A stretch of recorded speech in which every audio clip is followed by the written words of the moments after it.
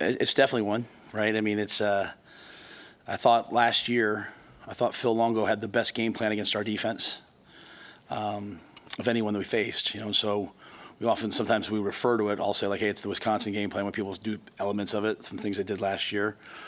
And so with him being gone, you don't know exactly what you're going to see, right? I mean, obviously, Coach Fickell's a great head coach. They're going to play great defense. They want to run the football. They want to take shots down the field. I mean, we kind of have a general idea of who they are and what they do, but you have a whole other element now that you have to prepare for. So I think best thing we can do is just focus on ourselves and try to fix some of the issues we had last week that prevented us from winning. What were the hallmarks of that game plan? I remember. I was trying to think of what I want to say or not say just because they're listening. They did a nice job with the quarterback draw against us last year. Like Tanner Mordecai broke out in the quarterback draw.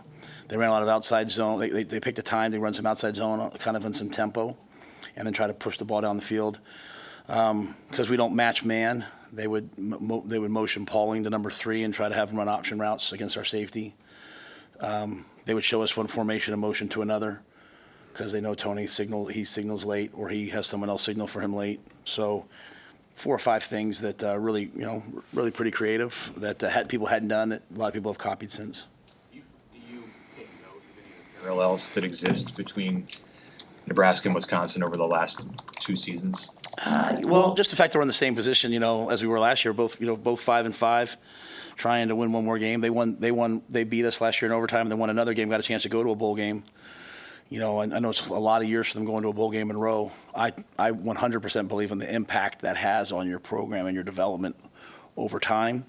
So we're right back in the same spot, with a chance for us to hopefully us win the game and then extend the season and watch the development for our young players. But other than that, I mean, Coach took over that job. He's obviously he's trying to get them to break through. We are where we are right now. We're trying to get ourselves to break through. It's not happened yet for us. It can be frustrating, but also energizing in that I do feel like we're at the point where we could. we're getting closer to getting to that point. So instead of taking a big picture look, I just try to narrow my focus down and just keep chopping and hitting at the same spot. What's your thought on those seniors, with it being senior day, who decided to come back and just try to go out with a bang there? Well, first of all, I love and respect them. Anytime you're trying to be the first to do something, and when I say, obviously there's been great history here, but trying to end, the bowl drought and all the things we talk about. I mean, it's always hard to be the first, right? It's hard to break the 4-minute mile, and then it got broke again a month later, whatever it was. So it's hard to be the first, and then the guys after them will see it, right? Ty Robinson went from probably like a 6th or 7th round pick last year to, he just got East-West invite, Senior Bowl invite. He's going to get a combine invite. He's racing up people's boards. That will be the expectation for like Keona and those guys, right? Like, oh, that's okay. So, I mean, Ty's out there. I'm sitting with 2 scouts last week, and Ty gets into a fist fight with a scout team lineman in the middle of practice, which we don't love the fight, but he has that much intensity, right? And it's like, oh, that's what it looks like. So I do all these things. I work really hard. And he's also going to be a doctor. I get also great in school. So I think there have been great examples. There's a special place in my heart for all of them. I think we'll have 29 or 30 guys go through. A couple guys don't know if they want to come back or not, so we always encourage them, go through senior day. And then if you want to come back, come back. There's 6 guys that are 5th-year seniors. There's 5 guys that are 6th-year seniors, all at Nebraska only, right? So did I say that right, Keith? Yeah, so you think about on offense, Bryce Benhart, Ramir Johnson, Javen Bullock, and Ty Robinson, and all the different journeys that they've taken, and so you think about there's a lot of 5th-year seniors, guys at Gifford who decided to come back, other guys who transferred in. So I certainly would love to end their career not just with a win, but with them being the ones who break through. There's a big difference. Not getting a win, but hey, make the plays.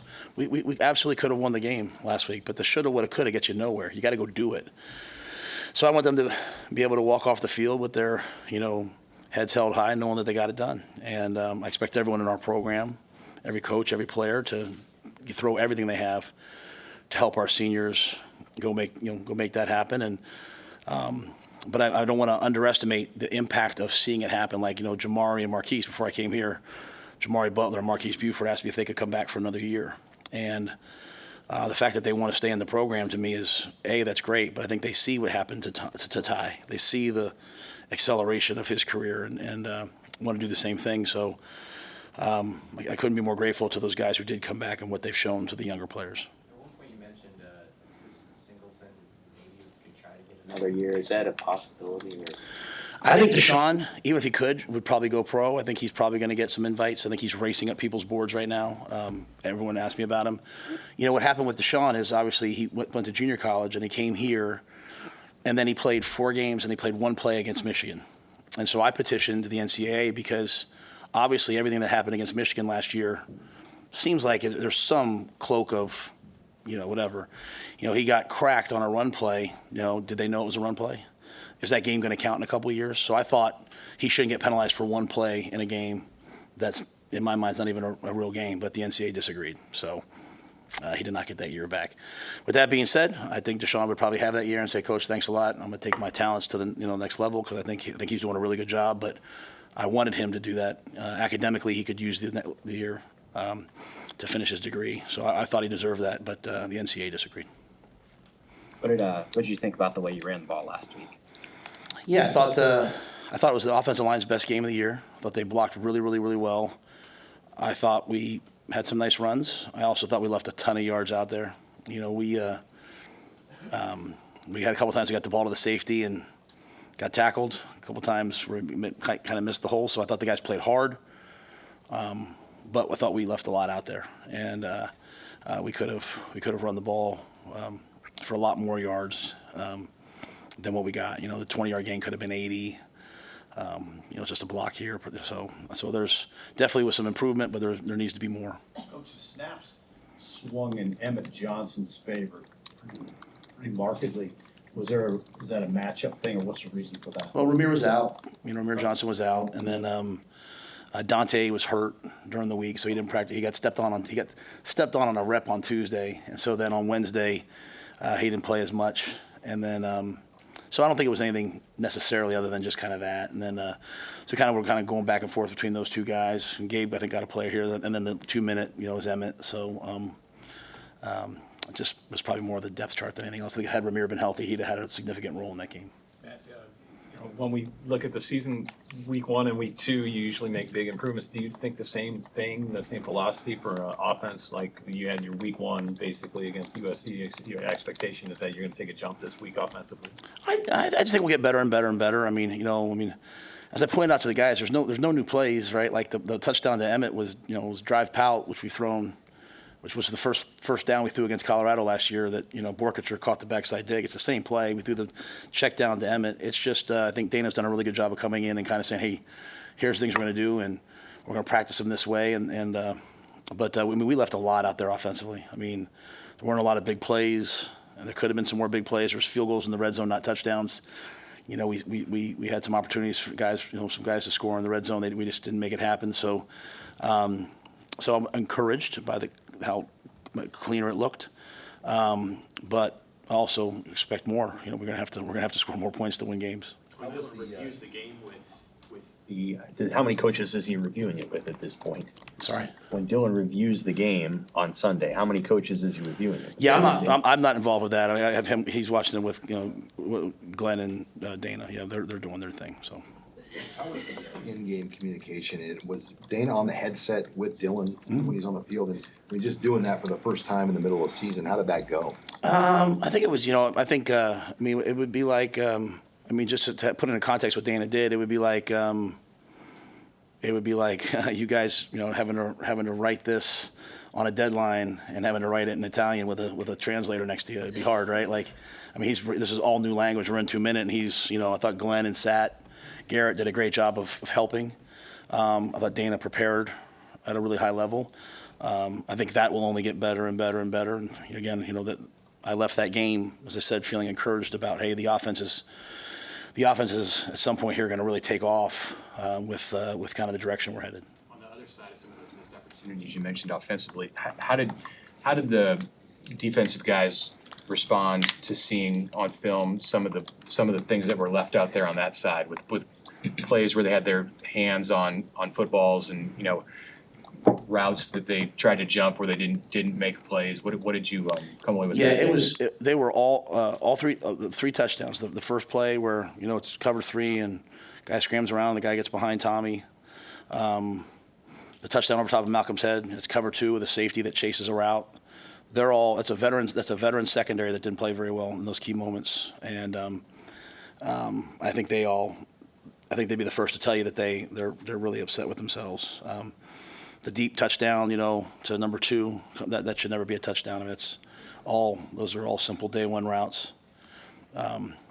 So we had every opportunity, So again, and I always say it because I'm always very careful what to call out and what not to. But my point to our guys is this: I think after the game, when you guys asked me, I think you asked me, do you feel snake bit? No, I expect our cover 2 safety to play cover 2, and I expect our cover 3 corner to stay deep. And if we had done that in that game, those plays would have been eliminated. I mean, that young man was running away from MJ. We expect us to sack him on the first long play down the right side.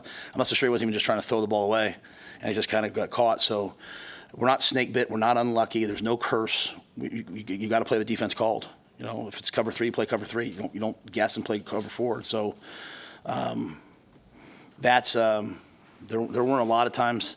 There weren't a lot of times where I was like, hey, we're playing man, we just can't cover this guy. It wasn't that. It was those things. So those near misses are all, to me, they're all of our own doing, Mitch. Now I want to flip that. Their run game I thought was elite. Going into the game, I said it was elite. Number 4 was elite. We that I would say we have to be better at. But those big plays never should have happened. And we were giving up about 13 points a game down this stretch last year, and we're giving up a touchdown or 2 more now because of some of those type plays, and we can't give them up. Why do you think those have happened with such a veteran group? I think you're playing. Anything you say right now will sound like an excuse, so I have to be very careful. I think you're playing better teams in bigger moments, more complex offenses. You start looking at what, you were playing these Pac-12 teams. The offenses are more complex than what we saw last year. Some of the offenses we saw last year were like inside zone, RPO, and a couple drop back passes. You're seeing way more. And so, when you're facing really talented players with a complex offense, one mistake can be a touchdown. At the same time, I also expect our guys to regroup and play it better. But probably that. We didn't get to ask you this after the game, but how surprised were you to see that many Nebraska fans travel out to USC for the game? Oh, I kept telling our guys, like, hey, we're not going to need silent count. I mean, I knew our fans would travel. People that I've talked to have said they were going to be out there. It was awesome. It was just disappointed we couldn't, get the win for them because they traveled and they supported and they made that, feel like a home game. And it was really an advantage in that atmosphere. So, as always, grateful for that support. What do you like when you think about the fact that Wisconsin's won a lot of games in this series? Have your players talked to you about that streak, and do you address that directly this week? I don't know that I might address it in passing. I mean, just as the opportunity it is, right? It's a rematch game from last year, right? It's that pain of walking off the field in overtime. It's an opportunity to come back from that. It's an opportunity to end a streak that's been there a long time. There's a lot of opportunities. It's still just, but again, it comes down to if you're playing cover 2, play cover 2. If you get to the safety, make a miss. It just still comes down to, doing your assignment, playing really hard, not being distracted. Not being distracted enough. So that's why sometimes you talk about the opportunity, so guys don't get distracted and get unfocused. To me, if there's any outside element for me this week, it's those seniors and just how I felt last year walking off the field with, Grant, Taggy, and Nick and Luke, and all those guys, man, after the Iowa game, just how I felt for them, and so we've had it's been such a unique season, and we've had some really, really great moments, and I don't know if you'll ever be able to recapture the feeling of beating Colorado, in the pick 6 in that game, and and then to now be in the tough spot that we're in, you're just kind of looking for everybody to kind of rally together and push us through. And I don't want to be in the offseason, Sam, talking to Jamari Marquise now, let's say, who coming back about, hey, we got to learn how to break through. we're in the same spot as last year. You've got to break through so that there's something new next year that you're going for. And so that's what the end of the year is about to me. It's not about optics. It's not about hope. It's about action. It's about doing things. And so we had every right to win the game last week. We didn't get it done. So it'll be another close. It's 3 straight games. Ohio State, I think it's Ohio State, UCLA, that the game comes down to the last drive, right? And we have the ball. We're going to have to go down at some point and win the game. And Wisconsin just played a great game against Oregon. They played a great game against Penn State. They're talented. It'll be probably come down to the last drive. And I want our seniors to win one of those. And so I'll do everything I can, and I expect our staff and players to. On that last drive, Dylan thought he gave a mature answer after the game about the last play and what he saw. How did that sit with Jamal, others on your team to see? I hadn't seen the replay of that when we talked to you after the game, but obviously later saw it. Anything you can share on just how the guys felt about that? I haven't talked to them about that, I sat up here 2 weeks ago and said, hey, no more apologies. Hopefully there's no more apologies. I've taken the tact I've tried to take. I don't know what else to say. I'll just, I sat here this time last year with, talking to the commissioner and the head of officials last year after the last game with apology about, hey, Matt, we blew the instant replay against Iowa. Sorry, you guys are going to a bowl game. I can't tell you how many times this year I've gotten those calls. So, Troy's on it. I mean, I'm going to focus on us just playing better, not worry about those things. But you can't, whether it was the one down by the goal line or that one. We saw last week. We saw BYU and Utah come down to a play like that, right? So, I don't know what else to say other than I'll let Troy handle that, and I'll do the best I can just to make sure we play better football. In his press conference today said it's going to be a collaborative group effort with the coaching staff on calling plays. How much, if anything, does that change how you guys prepare for that? If, you don't know any coaching tendencies or anything like that with who's going to be calling. Yeah, I think it's probably a lot like us last week. Like you probably can't change the core plays of what you do, and they've probably all been collaborating them all year long. So I think you have to get into the game and recognize sort of, hey, here's how they're calling it today. They've got one of the best wideouts in the Big Ten in Pauling. I know he went down in the last game. I don't know his status.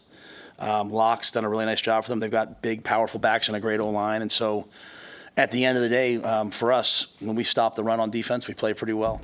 When we don't give up big plays, we play pretty well. A lot of you go back to Ohio State this past game, when you're facing skill guys like those teams have, going back to Sam's question, just one simple mistake in the secondary can result in a big play. When you're facing teams that aren't as talented, maybe you come off and you make a tackle for a 20-yard gain.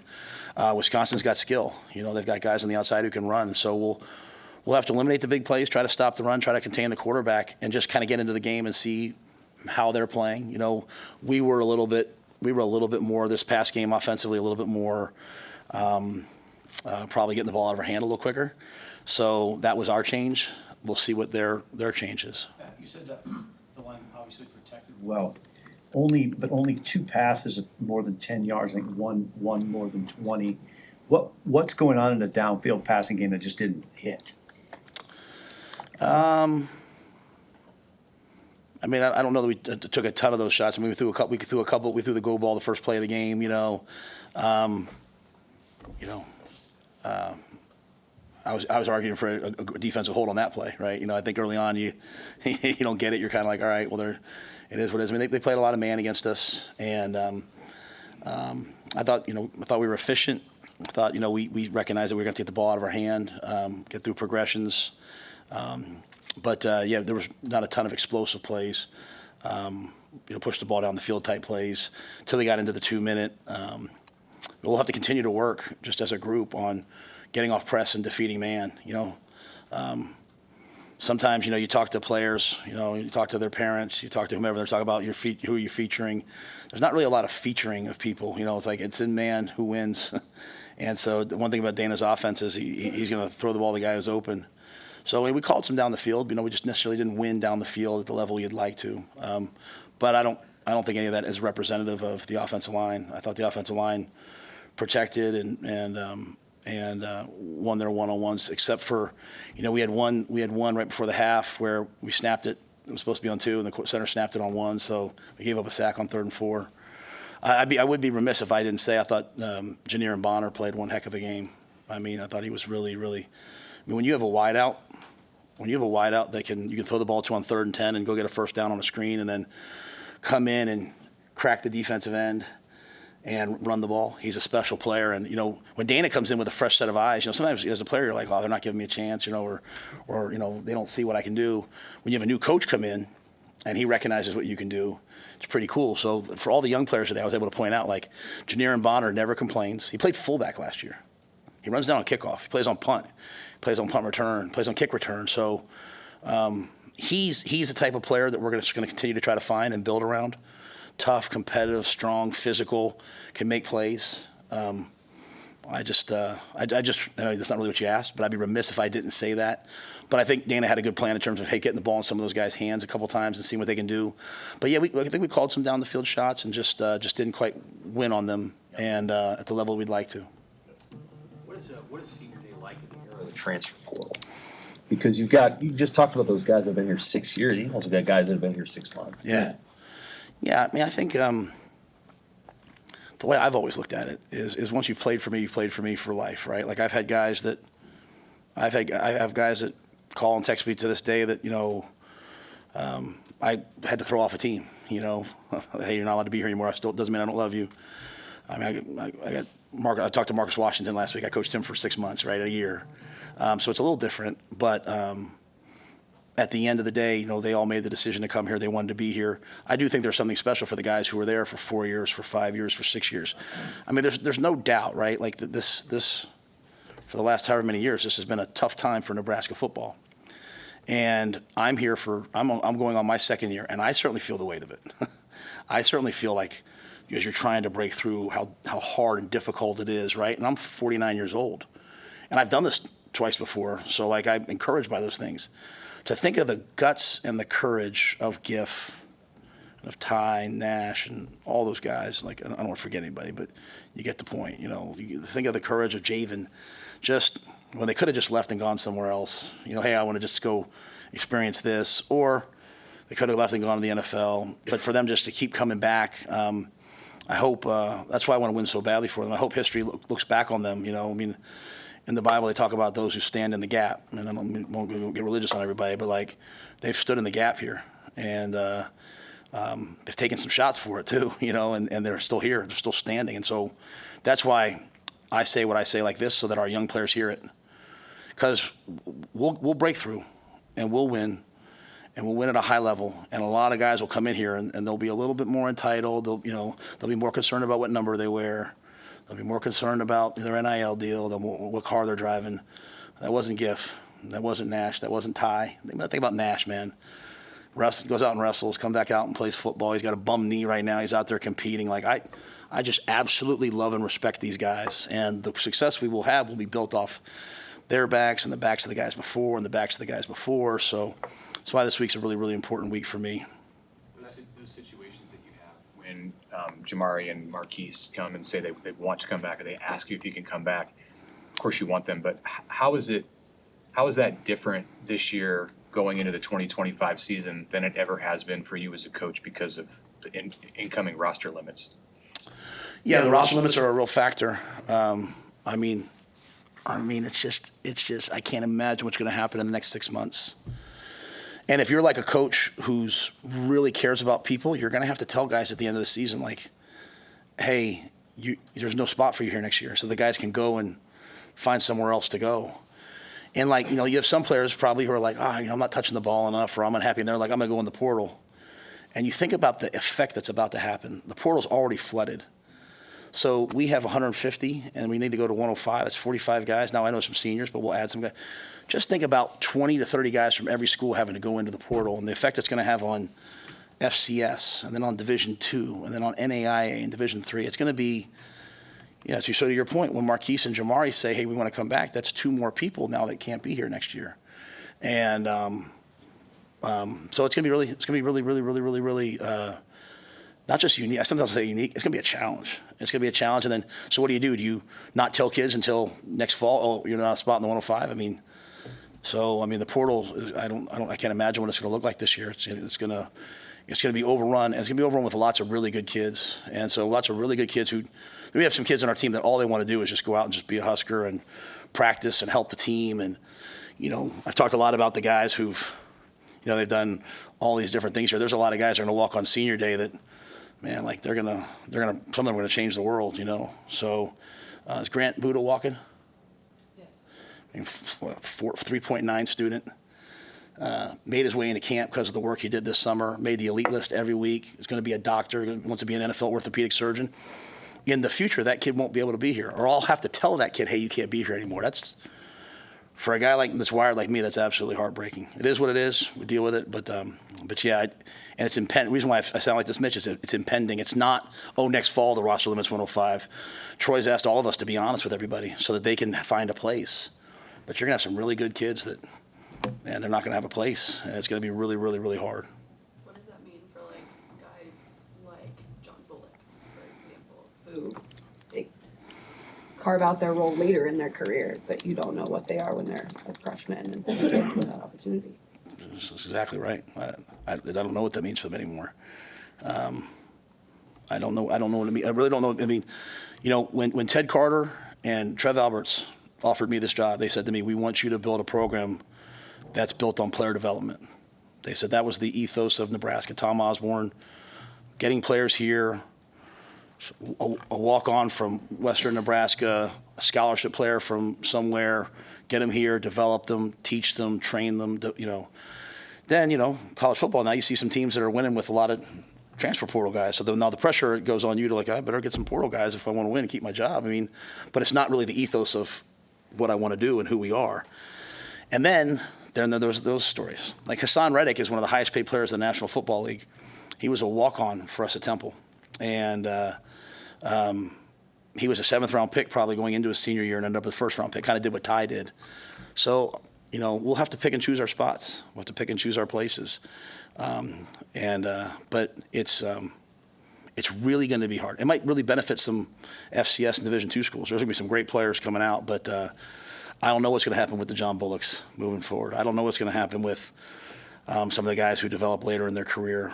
But we'll do the best we can to be honest and do things the right way. But that's why this senior day, the senior day for some guys, it's going to be their last. It's going to be their last time. Obviously, if they graduate. For other guys, they might have to go find another place. So it's really going to. Hopefully, everyone really embraces this moment because this is kind of the end of an era. Like if you really think about it, we've outlawed, out legislated the true walk-on programs in college football, and this is really the last. This is the last group of kids that'll do that. Like some of you guys cover our recruiting. How many guys have you seen announce hey, I've been offered a preferred walk-on at University of Nebraska? Probably haven't seen very many of these this year, have you? Because I don't want to make a promise I can't keep. And for me as a former walk-on, and my strength coach as a former walk-on, and Sat was a former walk-on, I can't imagine my life if I hadn't been able to walk on at Penn State University. I can't imagine my life if I hadn't played for Joe Paterno and gotten my butt kicked by those guys every day. So, again, I'm probably waxing too poetic, but this Saturday's a big. This is a big. There's kids that love this place. That this will be the last day they put their pads on and go out there to be a Husker, and all settled in a courtroom somewhere. So it's a shame. It's a real shame. So that's why, for me, this is one of the biggest weeks of my coaching career because I want to honor all those kids. I thank you guys very much.